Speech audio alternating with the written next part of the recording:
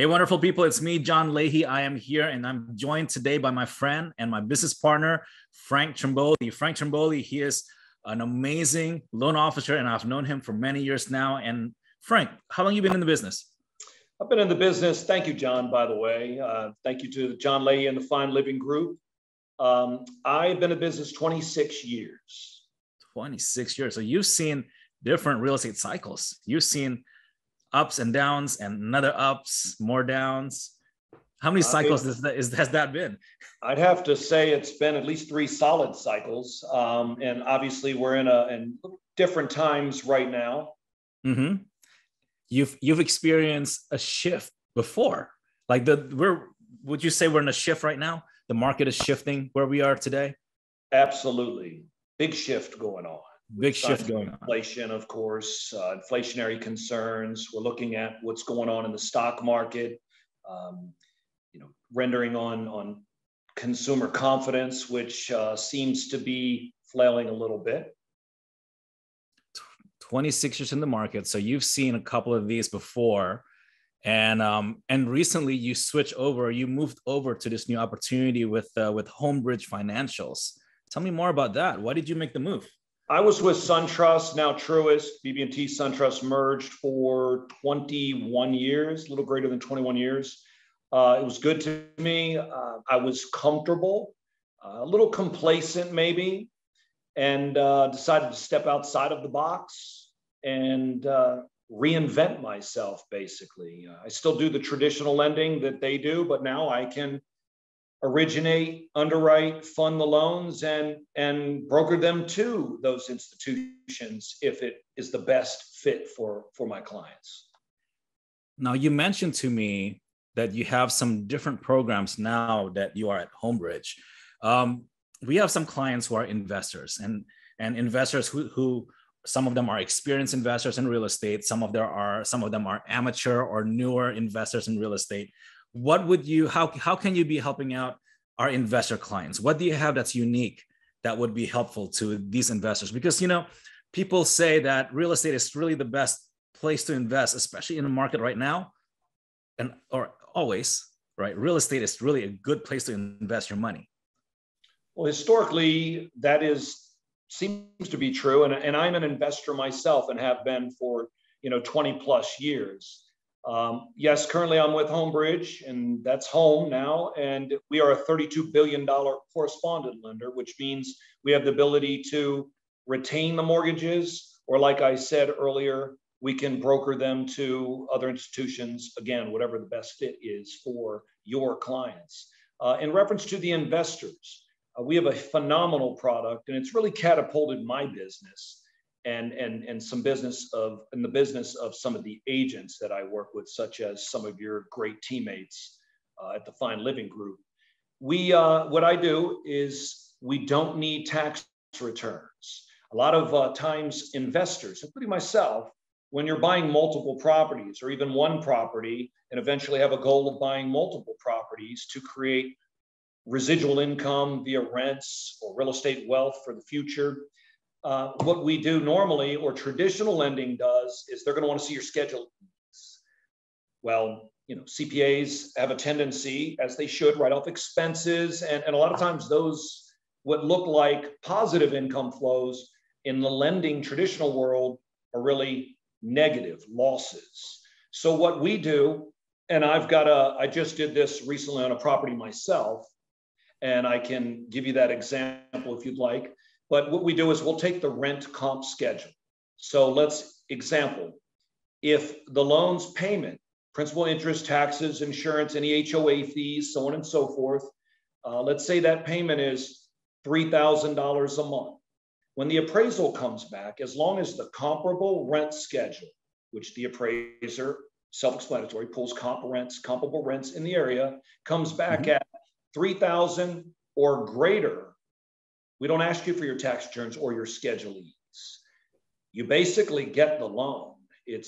They're not going to beat you up on your tax returns. Okay. And you can also, it allows you to do an interest only on that product. So really what it does is it becomes a positive investment monthly as rents are increasing. And you look at the future The future of that, you're hoping to get some appreciation along the way. Well, again, like you alluded to, historically speaking, you're going to gain appreciation, maybe not at the rates that have been going on the last 2 years.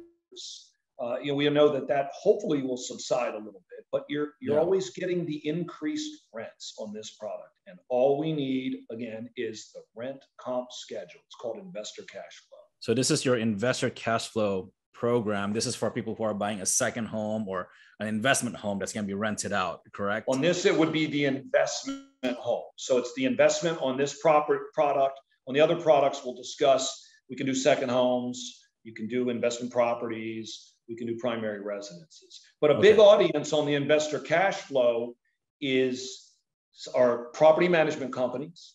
So what I'm doing is I partnered with some property management companies, as John, you and I have briefly discussed. With those property management companies, what do? They manage properties. What they've seen in the last couple of years, some of them, is everybody has inflated values to their houses. So those investors that they're managing properties for, some of them have a tendency, and I've done this on my own property. I've sold it, and I've sold a couple of them because I wanted my cash. Well, here I have a solution to take your cash. We don't need the tax returns or the Schedule E's. You're going to get your cash, interest only, while having positive rental income every month. Again, residual income, and turning around and keeping that asset. What do you do with your cash, John Lahey? What would you do with that cash? What would you tell your clients to do with that $500,000 cash they put out? Buy another house. There you go. Buy another investment. Go buy 3 or 4 of them. I love it. That's how I got into real estate, right? The reason I became a realtor, I started buying properties back when I was 24 years old. And I would refi out once the property values went up. And back in the day, the market value was going up so fast, like it was last year. And I would buy a second home, a third home, and a fourth. By the time I was 25, I owned 5 rental properties in Montgomery County. And that's why I'm a realtor now, is because I got into that business. And I realized, well, there's a lot of people who doesn't know how to do that. And I love to help them out. And just knowing that you have this amazing program where it looks at the cash flow, it's wonderful. It will help a lot of investors. It really will help a lot of investors. Now, you mentioned earlier you had a 1099 program as well, right? Correct. It's called our contract employee loan, 1099. So you're a perfect example. You are. You're a contract employee, 1099, correct? Mm-hmm. Correct. Well, historically speaking, again, I keep on mentioning CPAs. CPAs are a phenomenal affinity partner for realtors or clients, because basically what happens is the CPAs, again, you're writing off your expenses. So traditional in-the-box lending, my past life, we didn't have those options. So what we would do is we would look at your 2 years tax returns, profit and losses, so on and so forth. Sorry, John, you don't qualify. Call me in a year, call me in 2 years. Well, the 1099 allows me to take your 1099 as many as 2 years. I could take an average, but as little as 1 year 1099. Wow. So on a 1099, whatever your income states on the 1099, not the tax returns. I do not ask for tax returns. I'm being repetitive on that because it's what we're all used to thinking. The process of thinking was we need tax returns. With that being said, I take 75% of your 1099. So if you make $100,000 a year on your 1099, 75,000, and you can do the math from there. Yeah. So 75% on the 1099, that's your income. That's wonderful. So you don't understand how many times us as a team we've encountered buyers who are 1099 buyers, and they get to the lender and the lender says, oh, you don't make enough money because you wrote everything off, which is the typical way of saving money on taxes. Is the 1099 clients would write off all their expenses. The problem with that, when the traditional loans come, there's no income to show on the tax returns. So what you're telling me is, with this program, they're not looking at the final net number, adjustable, whatever number is on the tax return. They're just looking at the 1099 number. 75% of whatever's on the 1099 is their qualified income. You are 100% correct. That's so easy. I love that. And you just hit a great point. Instead of beating your client up which I've done traditionally, beating them up, asking for this, and that. And, you guys, do you want like a DNA test? I mean, that's, what you get. But yeah, traditionally, that's what you're going to need. And then at the end to tell them, sorry, you don't qualify because, like you said, your unreimbursed business expenses or so on and so forth. The 1099, you just need your 1099. So who would be your typical 1099, like an Uber driver? Are they 1099? Yeah, they're contract employees, yes. Right. So a lot of the Uber drivers, contract employees, they're writing off all their vehicle expenses. 1099, they would qualify for this program. Correct. When this product first came aboard and I started, coaching people on it, when I was coaching you and your team or other teams I work with or other agents, it didn't dawn on me immediately that you're the audience. I mean, you're a 1099. We are. You need the same thing that the Uber driver needs. I mean, right. You just do. Anybody on commissions like us, we're all 1099ers. Any contract employees. Amazing. Wow. Okay. You also have a program called the Asset Qualifier. Talk to me about that. What's unique about that Asset Qualifier? The Asset Qualifier, I would say it's geared more towards, maybe high net worth people, but not necessarily. Perfect example is when I was with the bank for a lot of years, I could have somebody come to me and wants to buy a second home, or an investment property, or primary residence. Want to buy a house in Florida. They don't have the income. They can't refinance even because they have Social Security income, but they don't need the income. They're perfectly fine with their lives. Problem is they could never refinance or purchase another home because traditionally they don't show it. They don't show the income. So what the Asset Qualifier does is, example, if it's an $800,000 property and your loan's $600,000, as long as you have $600,000 of verifiable assets after closing. So again, 800, you're putting your down payment down, 600 is the loan. As long as you have 600,000 in assets after closing, we don't ask you for tax returns. We don't need your pay stubs. We don't even need to verify employment because we know you can stroke a check for the property. It's called common sense. In the past, I've had people that $5 million. Frank, I have $5 million in assets. Well, you don't have any income. I'm sorry, I can't help you. That's traditional lending. Wow. So, okay. So any high net worth clientels, anybody with assets in the bank account that you can, that they can show verifiable assets. Or 401k. Or 401k. Savings, stock market, so on and so forth. And it doesn't have to be high net worth. I know it said that. It could be somebody wanting to buy a $300,000 condo and they have $300,000 or their loan's $280 and they have $280. It's no problem. So that could work as well. Okay. Absolutely. Interesting. Okay. I've never heard this program before. And what about people that are foreign nationals? Do you have something specific for them? Correct. For national, you do not need a social security number. If you have one, we'll have to pull it. You have to have legal rights to go back and forth to the United States. It's only for investment properties because you don't live for national. He lives outside of the country. He's buying an investment property. So what it does is it reverts to the first product we talked about, the investor cash flow. As long as the rent comp schedule is greater than or equal to, because obviously if they're buying a primary residence, they live overseas.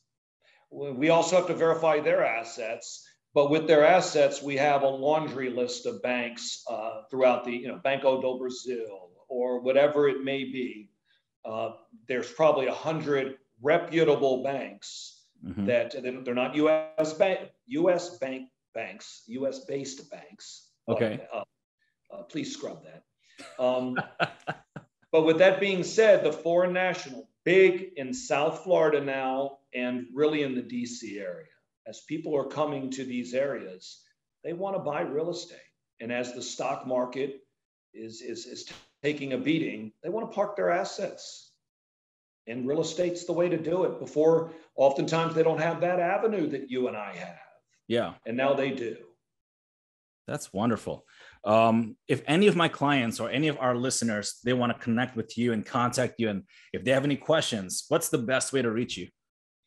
The best way to reach me is frank.trimboli, Trimb, as in boy, OLI, at homebridge.com, or of course my cell, 240-401-1333. Another product that I wanted to touch base on was that bank statement, John. Bank statement loan, big for me right now. Perfect example. We have a couple agents that we both know that have niche communities. Yes. Whether foreign buyers, and they have businesses here.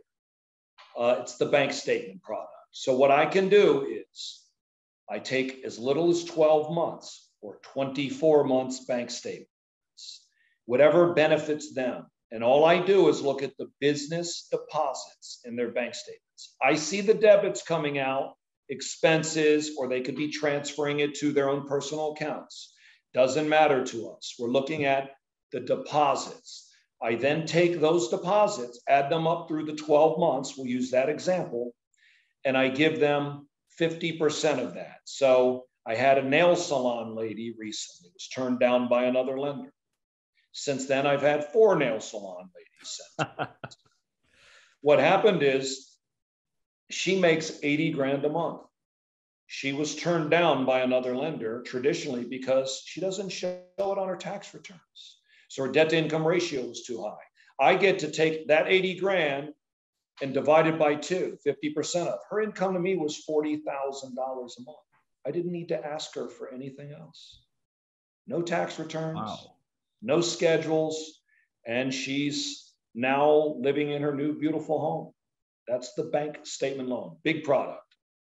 And this is just based on whatever they deposit into the bank?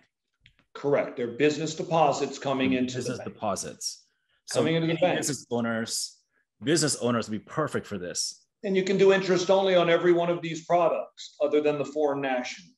With that being said, yes, business owners are loving this product because their job or their CPA's job is to help them with their taxes and, writing write-offs or deducting expenses. Wow. So that's my niche portfolio. Of course, I do all traditional. I probably alluded to that earlier. All traditional, Fannie Mae, FHA, VA, jumbo. But these products are pretty amazing products in our current environment. That's awesome. And if any of our listeners want to connect with you, what's your phone number again? 240-401-1333. Or they can email you at frank.trimboli at homebridge.com. At homebridge.com. So guys, if you have any questions, please connect with Frank. If you want to look at houses, look at your investments, talk to me. Between the two of us, we can help you with whatever your housing needs are. And I'll add to that, John Lahey and the Fine Living Group at EXP, there's second to none. Thanks for your time, John. Hey, thank you, Frank, for being here. Take care, man. Have a good day.